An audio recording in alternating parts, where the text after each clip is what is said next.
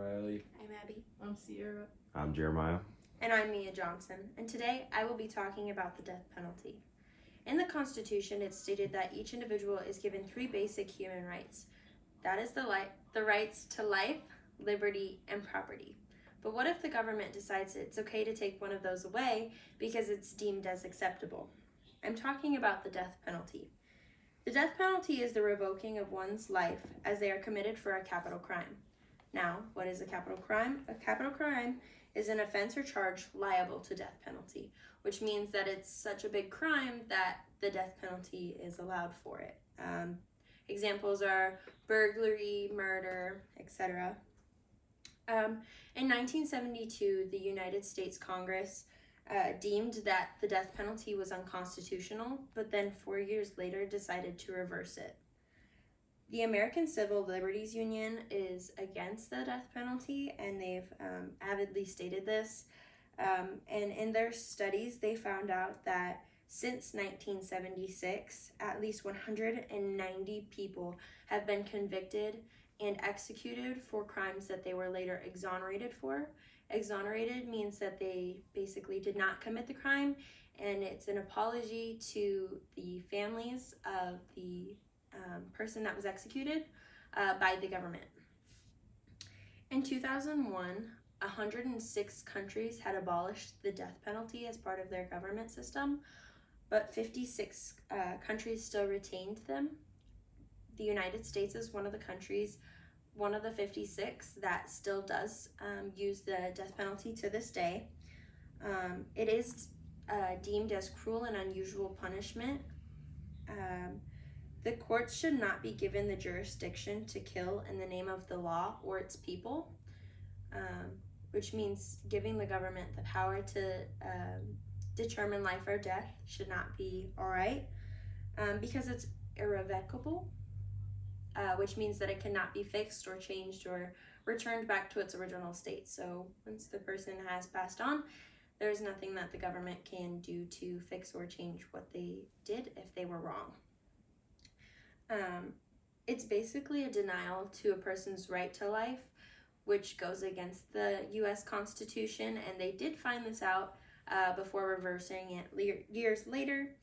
And in an amnesty study, it showed that in states that use the death penalty, the murder rates were 5.71 per 100,000 people, but in states that did not use the death penalty, it was 4.02 per 100,000 people, which shows that the death penalty is not used as a deterrent. It doesn't really do anything for the crime rates because it in fact makes them higher, because in states that don't use the death penalty, they have lower rates of murder per capita. And 78% of US Americans believe that there's a risk of innocent people to die with using the death penalty. However, 60% of US Americans are in favor of death sentencing. This study also showed that 30% believe that there are adequate standards to prevent innocent victims from dying from using the death sentence, but this also leaves an unaccounted 30% that don't believe that there are adequate standards to protect the lives of U.S. citizens that are sentenced to death.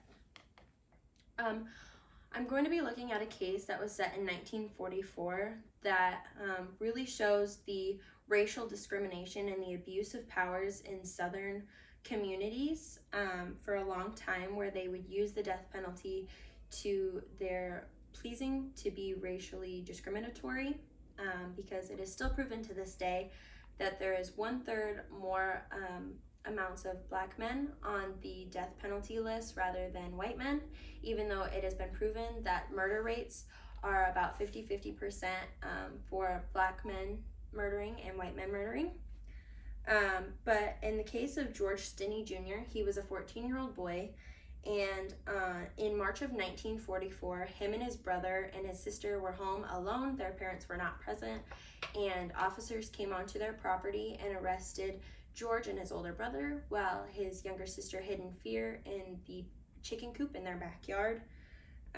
He was arrested for the murder in Alcalá, which was a small town in the southern part of the United States, for murdering 2 young white girls with a railroad spike and leaving them in a waterlogged ditch.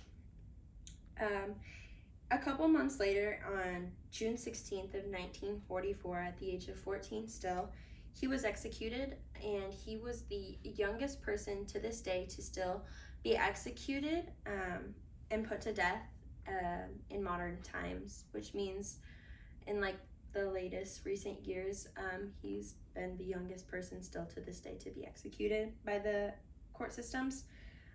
His court case took 2 hours, and the jury deliberation took less than 10 minutes, compared to days where juries take up to several weeks to decide a deliberation of guilty or not. This was a very fast verdict compared to the insufficient amount of evidence. The young girls were last seen by witnesses with George and his younger sister, because they had supposedly been asking where they could find maypops, as George and his younger sister were searching their pastures for their cows, and there wasn't sufficient evidence to prove that he could have done it himself, because it was a railroad spike, and railroad spikes are really heavy, and he weighed less than 100 pounds, and he stood less than 5 foot tall. His family couldn't appeal the verdict for years because they feared for their lives, and they also feared that they would be put in the same situation as he was. The government failed them. They did not protect the citizens, but rather had them living in fear for their own lives, rather than being worried about seeking justice. This abuse of powers was used frequently in the southern parts of the United States for several years due to segregation issues and discrimination. This does not also help the original victims, because this does not find the actual person who committed the crime, so this does not provide justice for the victims or the victims' families and the original crime committed, and this also does not help the falsely accused, because they also lose their lives, so they are also victims in another crime basically done by the government, and this also destroys the lives of the falsely accused family. So it kind of puts two people's families in the same situation, and it does not resolve anything. George stood to be 5 foot tall, as I stated earlier, and he weighed less than 100 pounds.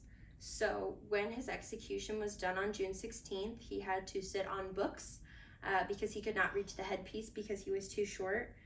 And he also, the mask that was covering his face fell down from being too big as he was executed. So the viewers were able to view him crying as he was executed in the electrical chair. He wasn't exonerated for 70 years after his death. This shows that all of the people that were relevant to the case, that were involved in any type of way, most of them had already passed on by the time he was exonerated. So this doesn't really seek true justice, because in the minds of the people who passed on, he was still guilty. And this also did not help the families in any way, because they originally did not want to ask for a pardon, because a pardon is basically for people who are guilty instead of innocent, and so they asked for a writ of coram nobis, which basically means that mistakes were made in the case, so the person convicted of the crime was innocent, and this was given to them, so he was exonerated 70 years later.